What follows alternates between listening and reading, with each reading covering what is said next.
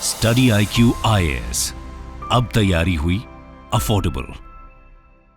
A very, very good evening to one and all. Welcome to Study IQ. My name is Abhishek Singh Rathore. So dear students, हम लोगों ने कल के lecture में पहली बार देखा था एग्जैक्टली कि एंशियंट इंडियन हिस्ट्री जो है वो क्या होती है, इनफैक्ट हिस्ट्री ओवरऑल क्या होती है, हिस्ट्री को हमें क्यों पढ़ना चाहिए, और साथ ही साथ दोस्तों हमने ये भी देखा था कि इसमें एंशियंट हिस्ट्री को पढ़ने की क्या सिग्निफिकेंस है।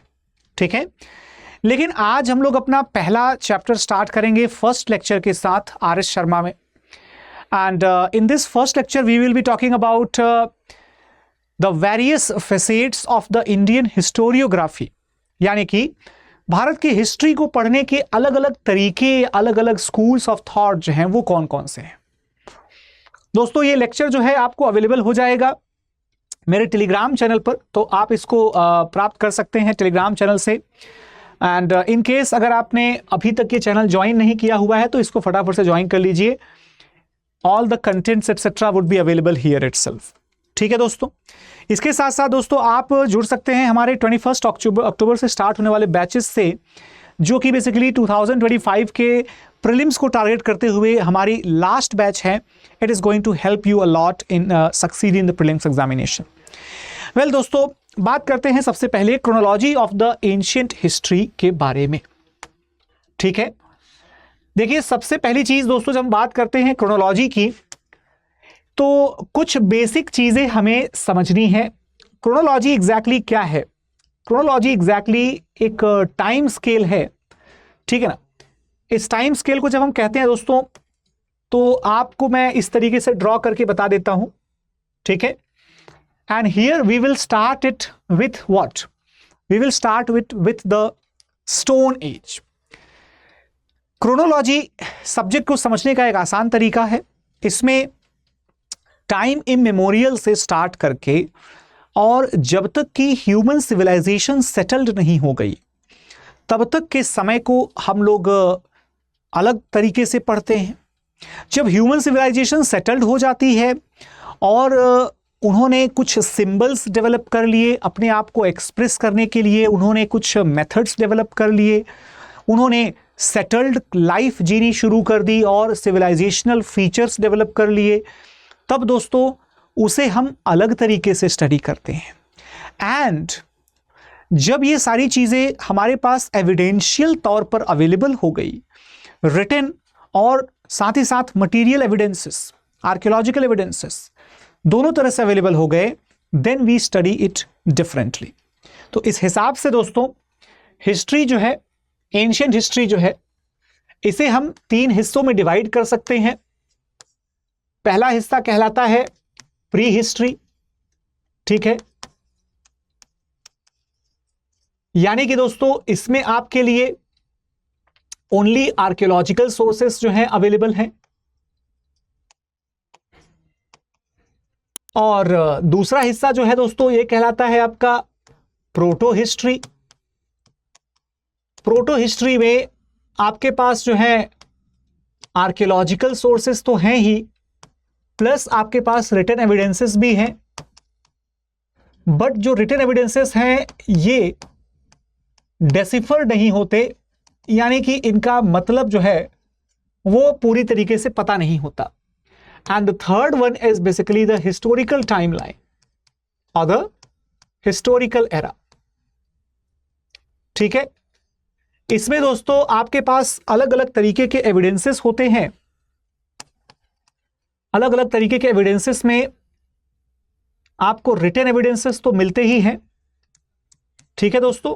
ये जो रिटन एविडेंसेस हैं, ध्यान रखिएगा, ये आपके इंस्क्रिप्शंस के रूप में हो सकते हैं, ये जो है प्रोक्लेमेशंस के रूप में हो सकते हैं, ये दोस्तों लिटरेचर के रूप में हो सकते हैं, ठीक है, और साथ ही साथ आर्कियोलॉजिकल एविडेंसेस भी हैं। आर्कियोलॉजिकल एविडेंसेस के रूप में अगर देखा जाए, है ना, तो दोस्तों इसमें आपको कुछ आर्टिफैक्ट्स अवेलेबल हो सकते हैं, है ना, आर्टिफैक्ट्स, या फिर दोस्तों इसके साथ साथ जो है आपको कॉइन्स वगैरह भी अवेलेबल हो सकते हैं, कॉइन्स वगैरह भी अवेलेबल हो सकते हैं। एंड इसके अलावा दोस्तों कुछ ऐसे, है ना, वेपन्स एंड वेपन्स के साथ साथ कुछ इस तरीके के ओल्ड, है ना, ओल्ड मटेरियल एविडेंसेस ये अवेलेबल हो सकते हैं, ओल्ड मटेरियल एविडेंसेस भी अवेलेबल हो सकते हैं। देखिए इंस्क्रिप्शंस की जब मैं बात करता हूं तो इंस्क्रिप्शंस जो हैं ये आपको पत्थरों पर लिखे हुए भी मिल सकते हैं, सिक्कों पर लिखे हुए भी मिल सकते हैं, या फिर मेटल के प्लेट पर लिखे हुए मिल सकते हैं। अलग अलग जगहों पर ये लिखे हुए मिलेंगे। दोस्तों इंस्क्रिप्शंस अलग अलग जगहों पर लिखे हुए हैं, तो कहां कहां पर आप देखिए जरा। इंस्क्रिप्शंस जो है आपको रॉक या स्टोन सरफेस पर, है ना, या पिलर सरफेस पर दिखाई पड़ेंगे। इंस्क्रिप्शंस जो है आपको किसी भी, है ना, वुडन सरफेस पे, या फिर दोस्तों किसी मेटल सरफेस पर, जैसे कि मेटल प्लेट्स, या फिर कई बार कॉइन्स, ठीक है ना, या किसी ज्वेलरी पर भी अलग अलग जगहों पर इंस्क्रिप्शंस रहते हैं। इसी तरीके से दोस्तों लिटरेचर जो है वो भी एक important source of historical reconstruction होता है। लिटरेचर जो है हमें अलग अलग तरीके का मिलता है दोस्तों, जैसे कि एक तो होता है आपका जो इंडिजिनस लिटरेचर होता है। ये इंडिजिनस लिटरेचर दोस्तों हमारे ही देश का है, और ये आपका रिलीजियस लिटरेचर भी हो सकता है, जैसे कि धार्मिक किताबें जो हैं, या फिर ये आपका, है ना, नॉन रिलीजियस या सेकुलर लिटरेचर भी हो सकता है। ठीक है, उसके अलावा दोस्तों कुछ हमारे फॉरेन रिकॉर्ड्स भी अवेलेबल होते हैं, वो भी लिटरेचर का हिस्सा हैं। ठीक है, इसमें दोस्तों आमतौर पर कोई ट्रैवलॉग हो सकता है, यानी कि यात्रा का जो विवरण दिया जाता है, या फिर यहां पर कोई, है ना, दूसरा रेफरेंस लिटरेचर हो सकता है जो कि किसी और राजा के बारे में लिखा गया हो और घटना के बारे में लिखा गया हो, लेकिन हमारे देश के इतिहास के बारे में भी कुछ मेंशन करता हो। ठीक है दोस्तों, जब बात करते हैं हम इसी तरीके से कॉइन्स वगैरह की स्टडी की दोस्तों, तो कॉइन्स की स्टडी को हम क्या कहते हैं दोस्तों? इसको हम कहते हैं न्यूमिस्मैटिक्स। क्या कहते हैं? न्यूमिस्मैटिक्स, जो कि हिस्टोरिकल रिकंस्ट्रक्शन का एक बहुत ही इंपॉर्टेंट पार्ट माना जाता है। इसी तरीके से जो पुराने राइटिंग्स हैं, पुराने इंस्क्रिप्शंस हैं, उनकी स्टडी को हम क्या कहते हैं? एपिग्राफी कहते हैं। क्या कहते हैं दोस्तों? एपिग्राफी। या बहुत पुरानी राइटिंग्स हैं तो उन्हें हम पैलियोग्राफी भी कहते हैं। पुराने एविडेंसेस की स्टडी को पैलियोग्राफी भी कहा जाता है। ठीक है ना?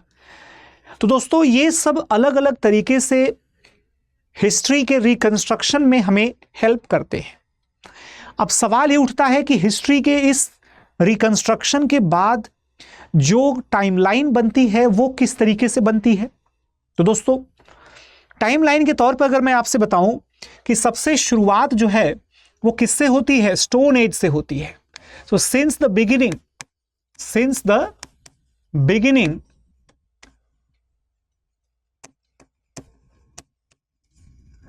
up to 10,000 years ago, ये आपका क्या हो गया? पहला स्टोन एज हो गया। उसके बाद दोस्तों ये क्या हो गया? आपका अर्ली स्टोन एज।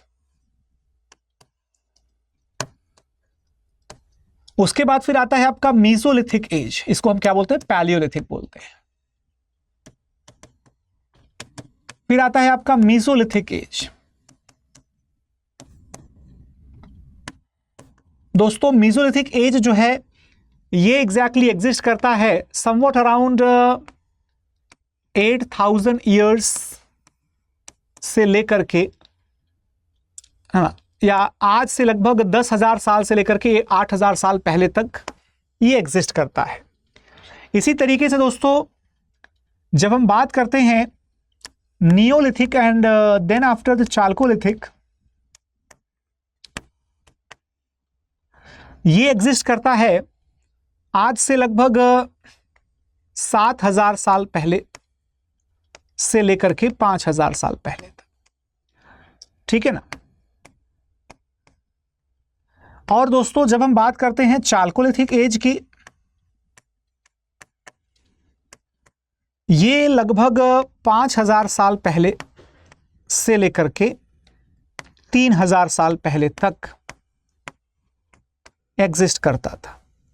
और उसके बाद आता है आपका आयरन एज। दोस्तों आयरन एज को हम लोग मेगालिथिक एज भी कहते हैं, मेगालिथिक एज भी कहते हैं। ये आपका लगभग है ना 4,000 साल पहले से लेकर के और लगभग आपका 2,500 साल पहले तक एग्जिस्ट करता।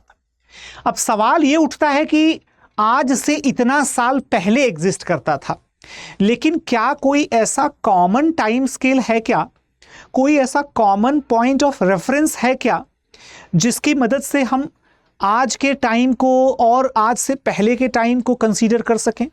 क्योंकि जैसे जैसे ये टाइम बढ़ता जाएगा, सपोज अगर मैं आज कहूं कि भाई आज से 5,000 साल पहले, लेकिन 100 साल के बाद मैं क्या कहूंगा कि आज से 5,100 साल पहले, तो ये तो बदलता जाएगा। तो what is the fix reference of time?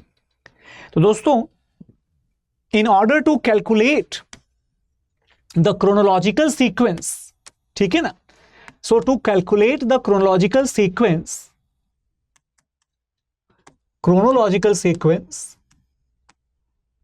we need what? We need a common reference point. A common reference is required. और दोस्तों यहां पर हम रेफरेंस क्या ले रहे हैं? बेसिकली रेफरेंस हम ले रहे हैं the Christian calendar, the Christian era under the Gregorian calendar. इसको हम लोग ग्रेगोरियन कैलेंडर भी कहते हैं दोस्तों, ठीक है ना, ग्रेगोरियन कैलेंडर भी कहते हैं। बेसिकली जो हम वर्तमान में यूज कर रहे हैं वही है ग्रेगोरियन कैलेंडर। तो ग्रेगोरियन कैलेंडर में दोस्तों अभी चल रहा है क्या? 2024, यानी कि आज से 2024 ईयर्स पहले ये कैलेंडर शुरू हुआ था। तो इससे आपको कैलकुलेशंस में और ईयर्स को एक कॉमन स्केल पर रखने में आसानी होती है, ठीक है ना। हमने क्या किया दोस्तों, हमने एक कॉमन पॉइंट जो है वो कंसीडर कर लिया कि बेसिकली क्या है कि सपोज ये है आज का समय, ये हमारा क्या है, दैट इज टुडे। और इससे मैं क्या करूं भाई, और पहले जाऊं, तो that is basically we are moving into the past, ठीक है दोस्तों। अब देखिए क्या होता है कि अगर मैं कहूं कि ये क्या है, ये है आपका 10, है ना, ये आपका है क्या 100, ये क्या है आपका 500, ये क्या है आपका 1000, ये क्या है आपका 2000, है ना, इस तरीके से। तो इसी तरीके से आप पीछे भी जाएंगे भाई, जाहिर सी बात है, दैट इज आपका 10, है ना, या 100 माइनस, है ना, आप 500 पीछे चले गए, आप जो है 1000 पीछे चले गए, आप जो है 5000 पीछे चले गए। अब आप मुझे बताओ कितना ज्यादा आसान है कि अगर मैं आपसे कहूं कि this is the birth of Christ, और इधर का क्या बोलेंगे दोस्तों, इधर का बोलेंगे कॉमन एरा। क्या बोलेंगे? कॉमन एरा, यानी कि क्रिश्चियन एरा भी इसको कहते हैं, यानी ईसा वर्ष, या फिर एना डोमिनी भी कहते हैं। एना डोमिनी का मतलब क्या हुआ? एडी। तो आप अक्सर सुनते होंगे 2000 एडी, 3000 सॉरी 1000 एडी, 1500 एडी। अब दोस्तों अगर मैं आपसे कहूं कि इसके पहले के समय को क्या कहेंगे, तो इसको कहेंगे बीसी यानी कि बिफोर क्राइस्ट। बिफोर क्राइस्ट यानी कि बीसी, ठीक है ना। तो हिस्टोरिकल रिकंस्ट्रक्शन के लिए ये बहुत आसानी से समझा जाने वाला एक कैलेंडर है, जिसमें दोस्तों अगर मैं आपसे कहूं कि जीसस क्राइस्ट से 5000 साल पहले यानी कि आज से कितना पहले, तो आप समझ जाइए कि आज से जीसस क्राइस्ट के बर्थ तक कितना हुआ, यहां से चलना है तो up to here it is 2000 plus इतना तक गए तो 5000 है ना। तो 2000 और 5000 मिला करके कितना, मिला करके कितना दोस्तों, दैट इज टोटल 7000 है ना, 7000। तो इस तरीके से हम कैलकुलेट करते हैं बेसिकली। एडी और बीसी का मतलब आप सभी को समझ में आ गया होगा, आई होप सो। अब दोस्तों वापस आते हैं हम लोग अपने मुद्दे पर सॉरी। तो बेसिकली आयरन एज तक हम लोग पहुंच चुके हैं। अब दोस्तों आयरन एज के बाद क्या होता है, देखिए जब हम कहते हैं चाल्कोलिथिक एज, दोस्तों चाल्कोलिथिक एज के समय में हमारे यहां पर पहली सभ्यता जो है वो शुरू हो जाती है। पहली सभ्यता कौन सी, इंडस वैली सिविलाइजेशन शुरू हो जाती है। ये चाल्कोलिथिक एज की सभ्यता है। जब हम कहते हैं आयरन एज, तो हमारे यहां दोस्तों वैदिक एज जो है वो शुरू हो जाता है। क्या शुरू हो जाता है, वैदिक एज। लेकिन अब जरा इसको प्रॉपर तरीके से देखते हैं, एडी बीसी के शब्दों में देखेंगे तो दोस्तों 3300 बीसी से लेकर के और 1300 बीसी तक चलने वाली इंडस वैली सिविलाइजेशन, ठीक है। उसके बाद अगर हम देखें तो 1500 बीसी से लेकर के और 600 बीसी तक चलने वाली वैदिक कल्चर, है ना, वैदिक कल्चर। उसके बाद अगर देखें दोस्तों तो 600 बीसी से लेकर के 300 बीसी तक चलने वाला क्या, that is Mahajanapada age. And thereafter we have what, 300 BC to 185 BC. This is called as the Maurya age. Maurya age. दोस्तों इसी के साथ साथ 300 BC से लेकर के और 300 AD तक, या है ना, अगर आप देखेंगे तो it will be Sangam age. Then इसमें अगर देखेंगे दोस्तों 180 बीसी से लेकर के और 275 या 250 बीसी तक, है ना, 250 एडी तक, आई एम सॉरी, तो ये आपको क्या दिखेगा, that is called as the post Mauryan age. Post Mauryan age, ठीक है। उसके बाद दोस्तों इसी दौरान आप 275 एडी से लेकर के 550 तक अगर देखेंगे तो that is the Gupta as.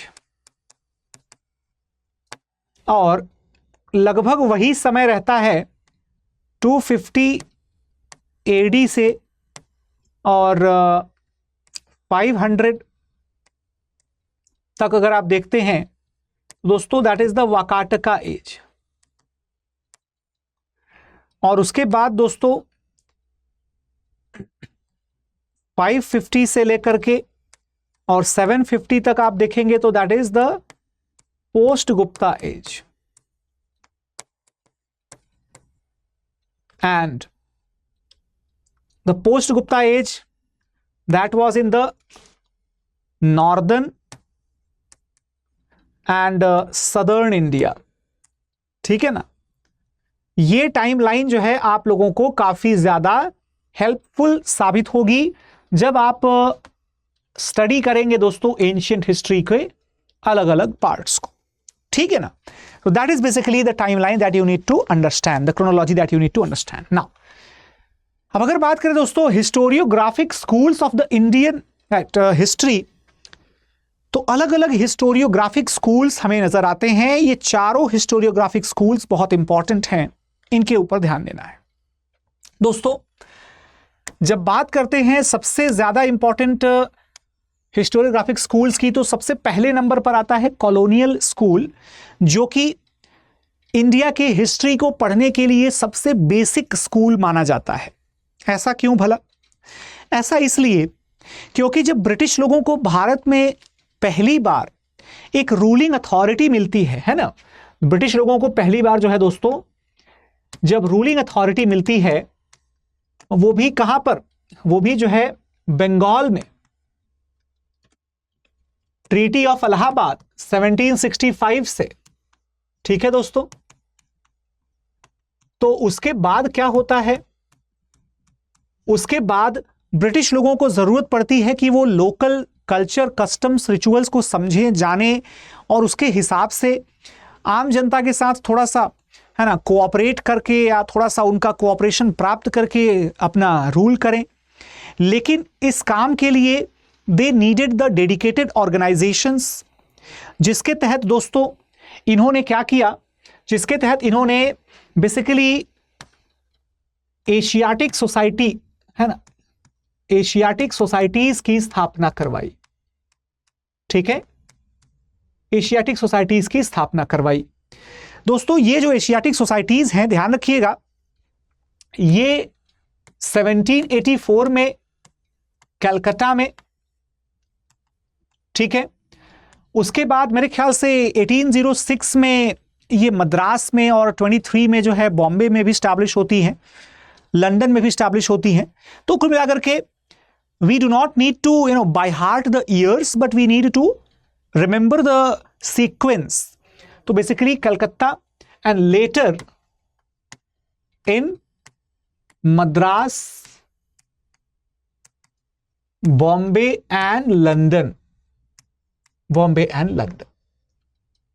ठीक है दोस्तों, ये जो एशियाटिक सोसाइटीज स्टैब्लिश हो रही थी, याद रखिएगा इन एशियाटिक सोसाइटीज का काम क्या था।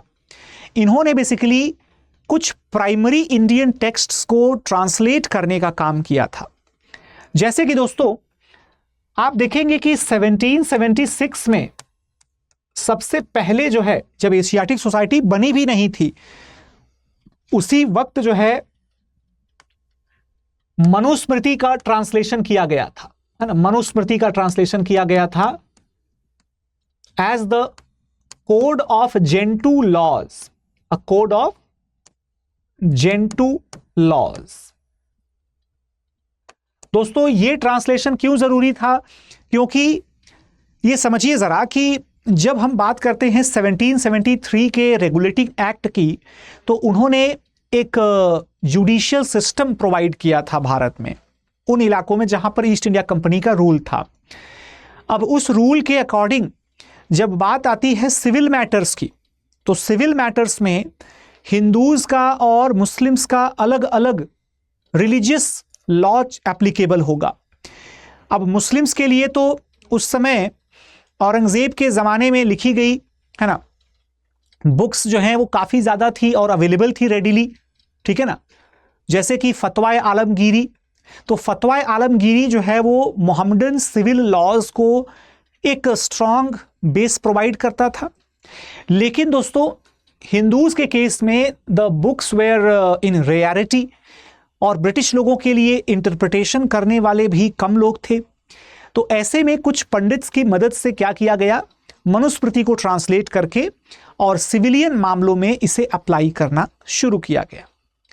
क्रिमिनल मामलों के लिए दोस्तों इन्होंने एज यूजुअल मोहम्मदन लॉ को, शरीयत लॉ को अप्लाई किया हुआ था, तो उसकी कोई ट्रांसलेशंस जो हैं वो बहुत ज़्यादा सिग्निफिकेंट नहीं है, वो रेडीली अवेलेबल थे। वैसे भी जो क्रिमिनल मैटर्स थे वो ब्रिटिश लोगों के कंट्रोल में नहीं बल्कि वो नायब नाजिम के कंट्रोल में थे। एनीवेज दोस्तों, उसके बाद फिर आपको धीरे धीरे और भी ट्रांसलेशंस दिखाई पड़ेंगे, जैसे कि दोस्तों 1785 में आपको, है ना, मेरे ख्याल से 1780 या फिर 85 एक ईयर आप लोग देखिएगा, मैं बताऊंगा आपको भी। तो उसमें जो है आपको गीता का ट्रांसलेशन दिखाई देता है दोस्तों। उसके बाद फिर धीरे धीरे और भी कई सारे ट्रांसलेशंस हुए हैं। हाँ, ये 85 ही है मेरे ख्याल से। इसके पहले जो ट्रांसलेशन होता है that was also the translation of Abhijnana Shakuntalam, Abhijnana Shakuntalam, जो कि कालिदास के द्वारा लिखा गया एक संस्कृत प्ले, है ना, संस्कृत नाटक था। तो इस तरीके से दोस्तों एशियाटिक सोसाइटी ने अपने कॉन्ट्रीब्यूशंस देने स्टार्ट कर दिए and this led to the emergence of the trend of study of India's cultural heritage. India की एंशियंट हिस्ट्री, कल्चर, हेरिटेज को पढ़ने का ट्रेंड जो है दोस्तों यूरोपियन कंट्रीज में स्टार्ट हो गया and that led to what, that led to the emergence of the emergence of Indology. ठीक है ना दोस्तों, इंडोलॉजी का इमर्जेंस क्यों हुआ? क्योंकि कॉलोनियल स्कूल के द्वारा इंडिया की एंशियंट ट्रेडिशन, कल्चर, हेरिटेज को स्टडी करने की शुरुआत की गई। ऑलराइट एवरीवन, लेकिन खास बात क्या है? देखिए, खास बात यह है कि इनका पर्पस क्या था दोस्तों। इनका पर्पस जो था that was primarily what, the purpose was primarily,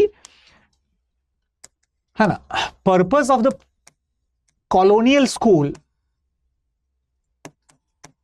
that was primarily to serve the British interest, है ना, to serve the British interest. इसमें तो कोई दो राय नहीं है। और वो भी कैसे? To propagate the western supremacy, है ना, वेस्टर्न सुप्रीमेसी को प्रोपगेट करना कि भाई जो कुछ है वो सब वेस्टर्न वर्ल्ड से ही या वेस्टर्न साइड से ही इंडिया में आया हुआ है। और खासकर दोस्तों जो 1857 का रिवॉल्ट जो था, है ना, और उसके बाद जो कॉन्सिक्वेंसेस हुए,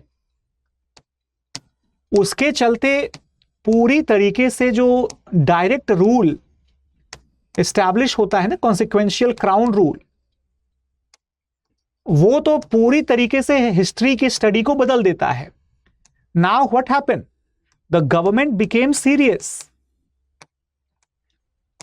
ठीक है, और इन्होंने क्या किया दोस्तों, इन्होंने बाकायदा एक प्रोजेक्ट स्टार्ट करवाया। The project was called as the, है ना, the Sacred Books of the east.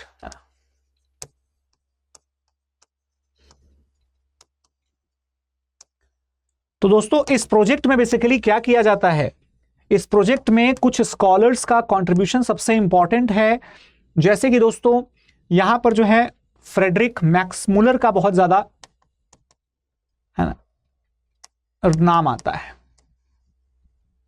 Frederick Max Muller जो है दोस्तों, इन्होंने sacred Books of the east के नाम से पूरा एक कंपाइलेशन बनाया जिसमें कि बहुत सारी संस्कृत मैन्युस्क्रिप्ट्स का ट्रांसलेशन किया। और उस हिसाब से कि इनका जो मकसद है वो क्या है, वो मकसद जो है basically to find out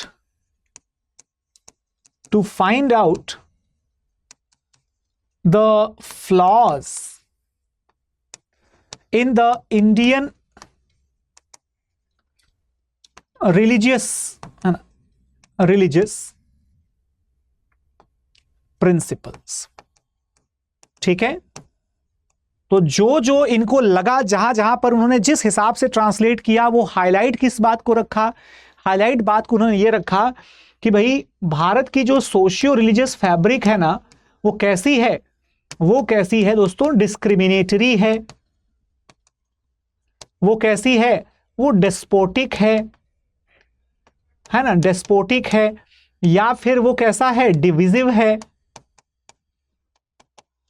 right, divisive है, ऑटोक्रेटिक है। हाँ, डेस्पोटिक भी और सिर्फ ऑटोक्रेटिक ही होता है, तो बोथ आर सेम ओनली।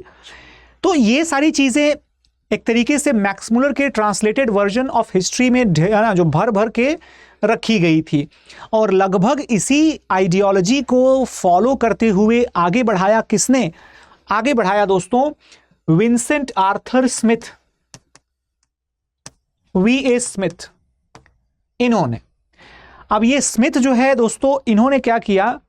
इन्होंने 1904 में पहली बार जो है एक फर्स्ट क्रोनोलॉजिकल ऑर्डर जो है ना, फर्स्ट क्रोनोलॉजिकल अरेंजमेंट ऑफ और क्रोनोलॉजिकल स्टडी ऑफ हिस्ट्री इन्होंने पब्लिश की। ठीक है, विंसेंट स्मिथ जो है दोस्तों, ये किससे इंस्पायर्ड थे? ठीक है ना, तो अगर आप देखेंगे दोस्तों तो जेम्स मिल नाम का एक बहुत ही सीनियर ब्यूरोक्रेट हुआ करता था, एक थिंकर भी था, है ना, जेम्स मिल, स्टुअर्ट मिल वगैरह जो हैं। तो उसके द्वारा किस तरीके से भारत को प्रेजेंट किया गया? तो पहला जो कैटेगराइजेशन भारत का किया गया दोस्तों, ठीक है ना, पहला कैटेगराइजेशन किया गया, ये किया गया भाई एंशिएंट हिंदू इंडिया, है ना, medieval Muslim India and modern British India. ठीक है ना, तो ancient Hindu India, medieval Muslim India and modern British India. तो मिल ने इस तरीके का कैटेगराइजेशन कर दिया, और वी.ए. स्मिथ जो है उसी कैटेगराइजेशन को लेकर के आगे बढ़ गया, और उसने क्या किया? एंशिएंट इंडिया से लेकर के और ब्रिटिश टाइम्स तक का पूरा एक हिस्ट्री जो है वो डोनेट कर दिया, लिख दिया। और दोस्तों उसमें सबसे ज्यादा जो एम्फेसिस रखा उसने, वो अलेक्जेंडर के अटैक पर रखा। उसके हिसाब से इसके पहले इंडिया पूरी तरीके से क्या था? डिसबैंडेड था, डिसअरेड था, कोई भी यहां पर सिविलाइजेशन, कल्चर, सेटलमेंट कुछ ऐसा था नहीं बहुत ज्यादा, और जो कुछ भी हुआ वो ग्रीक्स के साथ कांटेक्ट में आने के बाद हुआ। ठीक है दोस्तों, तो that is how the things were started, that is how the things were started. इसके अलावा दोस्तों और भी कुछ रेफरेंसेस मैं लेना चाहूंगा, जैसे कि history and culture of the people of Indian empire, W.W. Hunter की एक किताब है, बहुत एनॉर्मस वॉल्यूम है, वो भी किताब हो गई, या फिर दोस्तों मिल की जो हिस्ट्री ऑफ इंडिया है वो हो गया।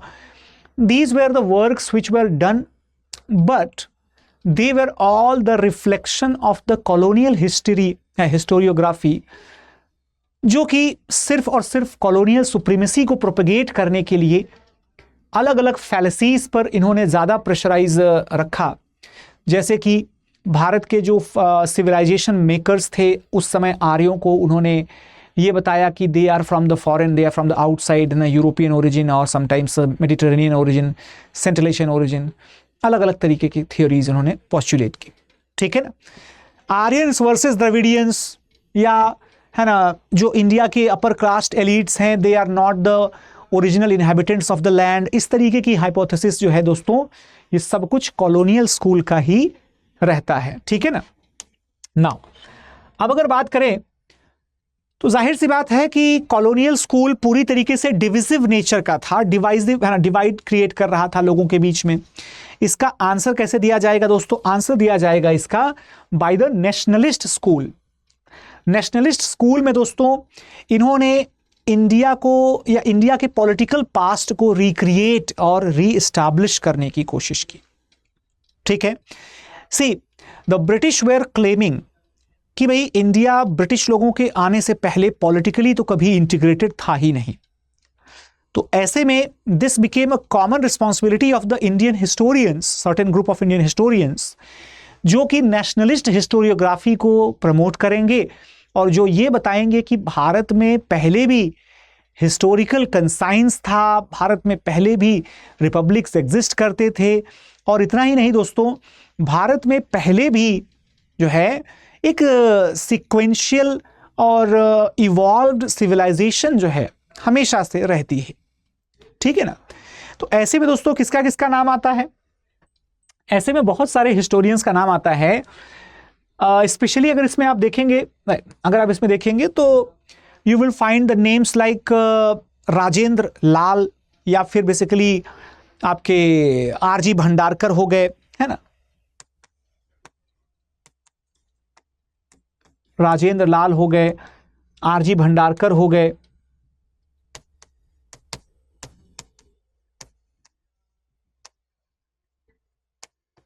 ठीक है ना। इसके अलावा जो है दोस्तों रजवाड़े हो गए, इसके अलावा जो है आपके पीवी काणे हो गए, एंड उसके अलावा दोस्तों आपके नीलकंठ शास्त्री हो गए, नीलकंठ शास्त्री हो गए, ठीक है ना।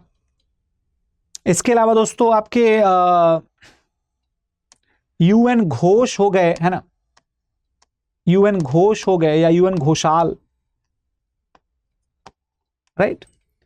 तो all these people, all these people, they were doing what? They were actually trying to recreate the different things, right? Trying to recreate the different things. जैसे कि फॉर एग्जाम्पल दोस्तों राजेंद्र लाल मित्रा जो हैं, इन्होंने क्या किया, इन्होंने जो है वो वैदिक टेक्स्ट्स को पब्लिश किया, है ना। वैदिक एज का रिकंस्ट्रक्शन जो है ये किया गया किसके द्वारा? राजेंद्र लाल मित्रा के द्वारा किया गया था, ध्यान रखिएगा।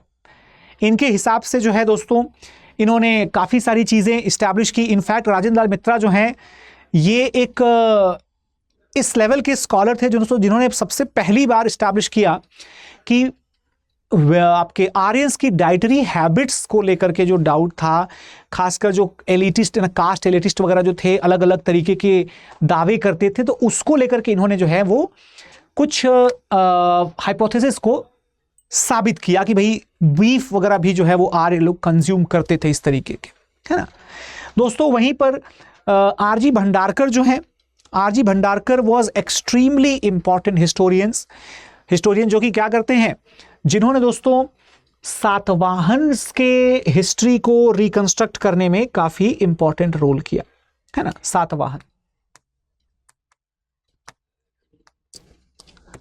यानी कि एक तरीके से महाराष्ट्र के इलाके में महाराष्ट्री प्राकृत और मराठी का कैसे इवोल्यूशन होता है, सातवाहन्स के इंस्क्रिप्शंस को लेकर के, उनके इलाकों को लेकर के, they were like great rulers in Maharashtra and Andhra region, so उनके हिसाब पर इन्होंने काम किया। इसी तरीके से दोस्तों राजवाड़े जो हैं, राजवाड़े ने क्या किया, राजवाड़े ने जो है दोस्तों महाराष्ट्र के हिस्ट्री के साथ साथ ओवरऑल अगर आप देखें तो भंडारकर के साथ मिलकर के पूरे दक्कन की हिस्ट्री को रिकंस्ट्रक्ट किया, ठीक है ना। वैष्णविज्म और शैविज्म उस इलाके में जिस तरीके से इमर्ज हो रहा था उसको उन्होंने रिकंस्ट्रक्ट किया, ठीक है ना।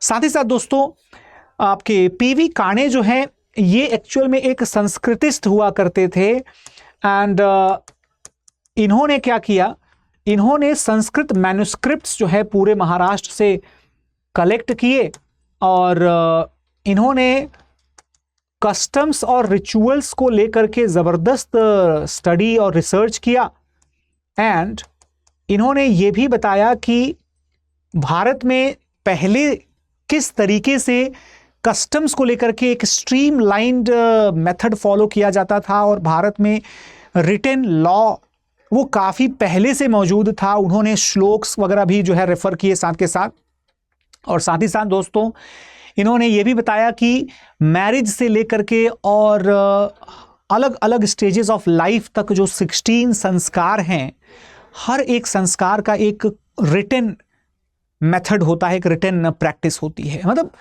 जो एक तरीके से माना जाता था कि भारत में कोई रिटन लॉ प्रिवेल नहीं करता था, तो बेसिकली उसे लेकर के इन्होंने गलतफहमी को दूर कर दिया, ठीक है दोस्तों। नीलकंठ शास्त्री का कंट्रीब्यूशन दोस्तों ये देखेंगे तो he was single handedly responsible for the recreation of the southern Indian history. दक्षिण भारतीय क्षेत्रों के हिस्टोरिकल रिकंस्ट्रक्शन की रिस्पॉन्सिबिलिटी नीलकंठ शास्त्री पर जाती है, ठीक है ना। So recreation of the southern Indian history, ठीक है दोस्तों, ये इनका कंट्रीब्यूशन है। अच्छा, तो कुल मिलाकर के हम ये कह सकते हैं कि जितने भी ये नेशनलिस्ट हिस्टोरियंस थे दोस्तों, ठीक है ना, all of them were actually trying to create a thumping victory over the colonial hypothesis, over the colonial historiographic schools, by the declaration of everything existed perfectly politically supreme and politically dominant in the earlier India. Right, खासकर ancient history को लेकर के ये लोग काफी ज्यादा जो है वो डोमिनेंट हुआ करते थे। ठीक है दोस्तों, लेकिन सवाल ये उठता है कि इसके वजह से पॉलिटिकल इंटरेस्ट को हाईलाइट करना या पॉलिटिकल प्रेजुडिसेस को कई बार इन्होंने अपनी जगह दी। जैसे फॉर एग्जांपल दोस्तों, राजवाड़े के ऊपर ये आरोप लगता है कि वो मॉडर्न इंडियन इंस्टीट्यूशंस को सुपर इम्पोज करते थे, किस पर? एंशियंट इंडियन इंस्टीट्यूशंस पर। उन्होंने मॉडर्न प्रिंसिपल ऑफ रिपब्लिक को ये बता दिया कि भाई एंशियंट रिपब्लिक्स एग्जिस्ट करते तो थे, लेकिन ancient republics were exactly similar to the modern republics. अब ये तो थोड़ा सा डिफिकल्ट हो जाएगा एक्सेप्ट करने के लिए, है ना। या वोटिंग राइट्स जैसे आज हैं वैसे पहले थे, अब ये थोड़ा सा मुश्किल हो जाएगा एक्सेप्ट करने के लिए। फॉर एग्जाम्पल अगर आप देखें सॉरी, अगर आप देखें तो बेसिकली चोलास के रूल के दौरान दोस्तों 11th एंड 12th सेंचुरी में कुडोवलाई सिस्टम एग्जिस्ट करता था। अब ये मेडिवल सिस्टम है, उसमें भी है ना, उसमें भी जो है वो लकी ड्रॉ का बेस लेकर के कैंडिडेट्स को इलेक्ट किया जाता था। तो दिस इज वेरी अनलाइकली कि वोटिंग राइट्स जैसी कोई चीज़ आम जनता के लिए रही होगी। बहुत हुआ होगा तो सेलेक्टेड लोगों के लिए कुछ, है ना, ओपिनियन पोल जैसा होता होगा। बट ये लोग जितने भी हिस्टोरियंस थे, they were all trying to give the anti colonial narrative. और जिसकी मदद से दोस्तों इनका जो एजेंडा मेनली क्या था, वो एजेंडा कैसा था कि to prove the everything as per the colonial history as a wrong thing. ये थोड़ा सा ज्यादा एनी हाउ, तो कहीं ना कहीं ये जो नेशनलिस्ट स्कूल था कॉलोनियल स्कूल के साथ ये पॉलिटिकल कन्फ्लिक्ट में आकर के उलझ कर रह गया। तो दोस्तों अब जरूरत थी नॉन पॉलिटिकल हिस्टोरियोग्राफी की। तो इंडिया के हिस्टोरियोग्राफी का सबसे बेहतरीन दौर तब आता है जब non political historiography started taking over. इसकी शुरुआत होती है दोस्तों कुछ स्कॉलर्स के साथ, जैसे कि A.L. बाशम जो हैं वो इसके पायनियर माने जाते हैं। A.L. बाशम कौन है दोस्तों? ऑस्ट्रेलिया की कैनबरा यूनिवर्सिटी के इंडोलॉजिस्ट हैं, जिन्होंने एक किताब लिखी। उस किताब का नाम क्या था दोस्तों? Book was a wonder that was India. A wonder that was India. ठीक है, इस किताब के थ्रू दोस्तों इन्होंने पहली बार सोशियो कल्चरल एस्पेक्ट को हाईलाइट करना शुरू किया। सोशियो कल्चरल एस्पेक्ट्स को हाईलाइट करना शुरू किया। पहली बार इन्होंने दोस्तों एक मटेरियलिस्टिक ओवरव्यू जो है वो रखा। मटेरियलिस्टिक ओवरव्यू रखा दोस्तों। A.L. बाशम के इंस्पिरेशन से ही जो एक नया स्कूल ऑफ थॉट भारत के हिस्टोरियोग्राफी को डोमिनेट करने लगेगा, that will be the Marxist school of thought. And आप समझते हैं कि मार्क्स बेसिकली किस चीज़ पर काम करते थे दोस्तों? मार्क्स जो हैं वो क्लास कॉन्शियसनेस के ऊपर काम करते थे। उनकी फिलॉसफी के अकॉर्डिंग जो है पूरी दुनिया में सिर्फ क्लास कॉन्शियसनेस ही एकमात्र रियल आइडेंटिटी है, जिसमें कि पूरी दुनिया जो है वो हैव्स एंड हैव नॉट्स में डिवाइडेड है। तो हिस्ट्री के स्टडी को भी इसी मटेरियलिस्टिक पर्सपेक्टिव से देखा गया और रिलीजन के रोल को साइडलाइन कर दिया गया। पॉलिटिकल डोमिनेंस और लीडरशिप के रोल को सेकेंडरी कर दिया गया और हिस्ट्री के मेन स्ट्रीम के तौर पर आम जनता में, खासकर जो कम्युनिटीज़ जैसे कि ट्राइबल्स थे, बैकवर्ड्स थे, जैसे कि रूरल एरिया के लोग थे, है ना, जैसे कि आर्टिसंस थे, लेबरर्स थे, इन लोगों के द्वारा सोसाइटी में किस तरीके से कंट्रीब्यूट किया गया, किसी भी पॉलिसी का आम जनता पर क्या इम्पैक्ट पड़ा, कल्चरल डेवलपमेंट का सिग्निफिकेंस क्या था, सोशियो रिलीजियस प्रैक्टिसेस आम जनता को या इन जो डिप्राइव्ड कम्युनिटीज़ थी इनको कैसे इम्पैक्ट करते थे, यानी कि कुल मिलाकर के आज के यूपीएससी के लिए जो सुटेबल पैटर्न ऑफ लर्निंग है वो पैटर्न ऑफ लर्निंग दोस्तों non political history that is more suitable, वो ज्यादा सुटेबल है। ठीक है ना, ध्यान रखिएगा। अब दोस्तों कहीं ना कहीं नेशनलिस्ट स्कूल में जो प्रॉब्लम्स आने लगी थी, जैसे कि केपी जायसवाल वगैरह जो हैं, इन लोगों के मतलब आते आते नेशनलिस्ट स्कूल थोड़ा सा बायस्ड होने लग गया था। अगर कोई जेन्युइन कंसर्न भी था सोसाइटी में, भारत की एंशिएंट सोसाइटी में, तो उसे भी इग्नोर करने की कोशिश की जाती थी। ठीक है ना, तो इसी वजह से नॉन पॉलिटिकल स्कूल का इमर्जेंस ज्यादा क्रूशियल साबित हुआ। इसमें दोस्तों एएल बाशम के बाद किसका नाम आता है, तो उसके बाद नाम आता है डीडी कोसाम्बी का। ठीक है ना, डीडी कोसाम्बी का। उसमें नाम आता है दोस्तों आरएस शर्मा का। इसमें नाम आता है डीएन झा का और रोमिला थापर का। ठीक है ना, ये सब लोग जो हैं कैसे हैं, they are actually inspired by the Marxist school of thought and they are more inclined towards the assessment of the socio-political as well as socio-economic, socio-religious aspects of the society, people, culture.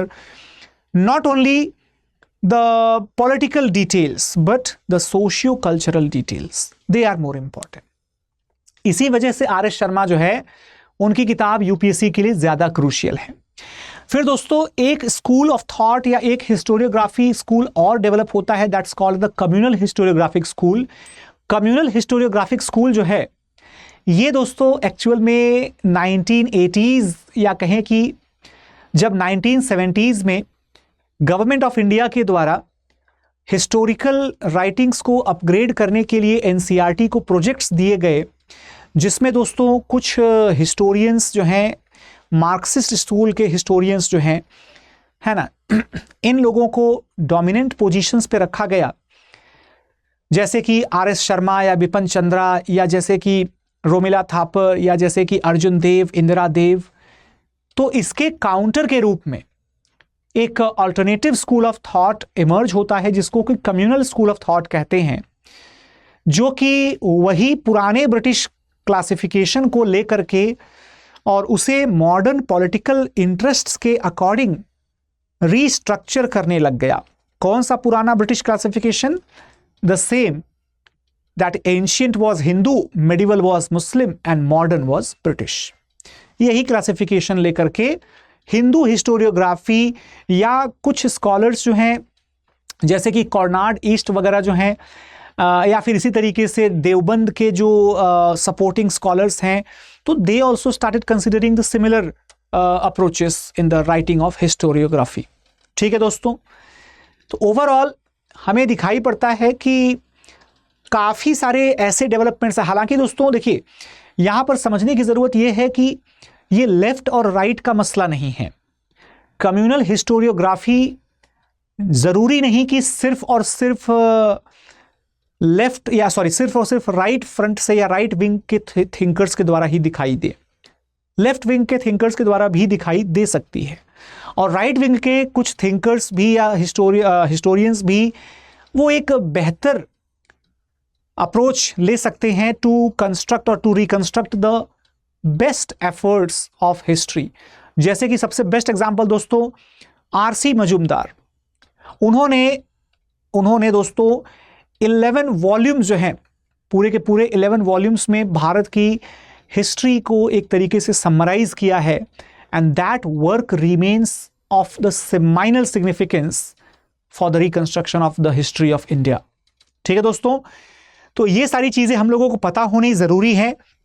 As a student of history हमें ये समझना पड़ेगा कि हम जो पढ़ते हैं वो बेसिकली क्या होता है, स्कॉलर्स का ओपिनियन होता है, पर्सपेक्टिव होता है, थॉट्स होते हैं, इंटरप्रिटेशंस होते हैं based upon the concrete evidences. ये कोई हवाबाजी वाली बात नहीं है, but they are all based upon the solid evidences, archaeological, numismatic, है ना, लिटरेरी एंड अदर एविडेंसेस। तो दोस्तों कल से हम लोग स्टार्ट करेंगे about the geographical settings of India, कि किस तरीके से भारत के हिस्ट्री को भारत की ज्योग्राफिकल सेटिंग्स ने इन्फ्लुएंस किया है। तो तब तक के लिए दोस्तों बहुत बहुत शुक्रिया एंड मिलते हैं हम लोग नेक्स्ट सेशन में। आई होप कि आप सभी लोगों को ऑलरेडी चीज़ें अच्छे से समझ में आई होंगी। इन केस दोस्तों आप 2025 के लिए अगर टारगेट कर रहे हैं तो मेक इट श्योर कि आप हमारे इस फास्ट ट्रैक बैच से जुड़ जाइए। This is the last chance for 2025, तो do not miss the bus now. If you are willing to join, then make sure that you join by using the code ASR Live so that you can get this course at the minimum possible fees, that is just rupees 20,000. Take care guys. मिलते हैं हम लोग next session के अंदर। And in case if you want to join the Telegram group, you can join from this particular link. यहाँ पर आपको class का कंटेंट सब कुछ अवेलेबल हो जाएगा। बहुत बहुत शुक्रिया। Thank you so much everybody. Take care, bye bye. Study IQ IAS, अब तैयारी हुई अफोर्डेबल।